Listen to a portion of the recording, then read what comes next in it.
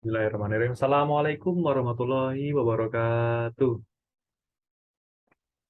Perkenalkan, nama saya Anwar Mukhtar dengan NPM 21102621043. Di sini saya akan menjelaskan hasil analisis ergonomi display. Nah, analisis ergonomi display. Apa itu ergonomi display? Ergonomi ialah merupakan ilmu yang membicarakan desain untuk manusia secara sederhana. Nah, istilah ini dapat diartikan sebagai sebuah upaya menyesuaikan lingkungan kerja dengan kebutuhan pengguna atau manusianya. Nah, display itu sendiri itu dapat berfungsi sebagai suatu sistem komunikasi yang menghubungkan antara fasilitas dengan manusia. Dalam melakukan aktivitasnya, manusia itu bergantung pada penglihatan yang kemampuannya terbatas. Oleh karena itu, diperlukan display yang baik, yang mampu memberikan informasi dengan waktu respon yang kecil dan mampu mentransformasikan informasi yang dibawa kepada pembaca. Nah, berikut soal ujian tengah semester desain analisis sistem kerja. Yang mana soalnya itu, satu, mahasiswa diminta untuk mencari contoh display satu buah atau kontrol satu buah yang tidak ergonomis di sekitar rumah masing-masing.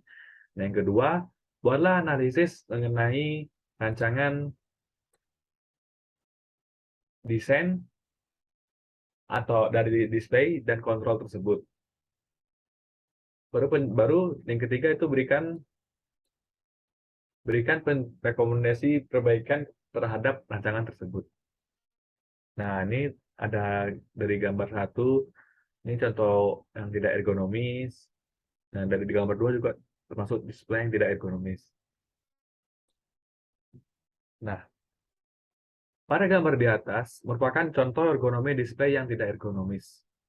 Dikarenakan pada gambar satu, poster promosinya yang sangat besar dan panjang, yang mengakibatkan manusia yang melewati tempat itu terhalang oleh poster promosinya. Peletakan posisi poster tersebut seharusnya tidak di situ. Seharusnya poster tersebut diletakkan posisinya agak sedikit ke atas, melebihi batas tinggi manusia.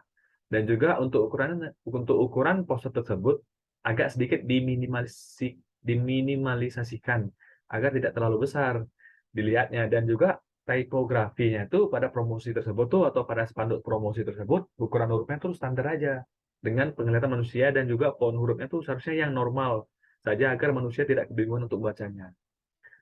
Nah, mengapa saya ambil sampel di hypermart atau di mall? Karena perumahan saya dekat dengan mall, makanya saya mendapat ide untuk mencari contoh yang tidak ergonomis display itu di sana.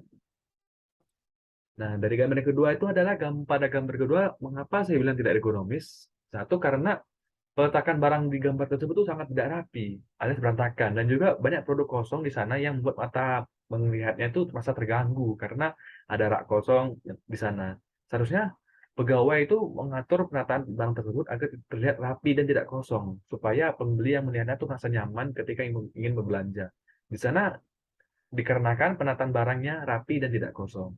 Nah, jadi dalam dunia apa yang kok dibilangnya penataan barang itu pasti ada displaynya yang mengatur tuh biar enak loh dipandang begitu loh, biar dipandang mata tuh enak melihatnya tuh barang-barang di display tuh rapi, tertata rapi. Contohnya kayak apa, ciki-ciki sendiri tuh rapi bentuknya, terus peletakan untuk mandi di mana gitu. Nah, disinilah rekomendasi perbaikan terhadap rancangan tersebut. Nah, terlihat kan dari gambar before dan after tuh sangat berbeda.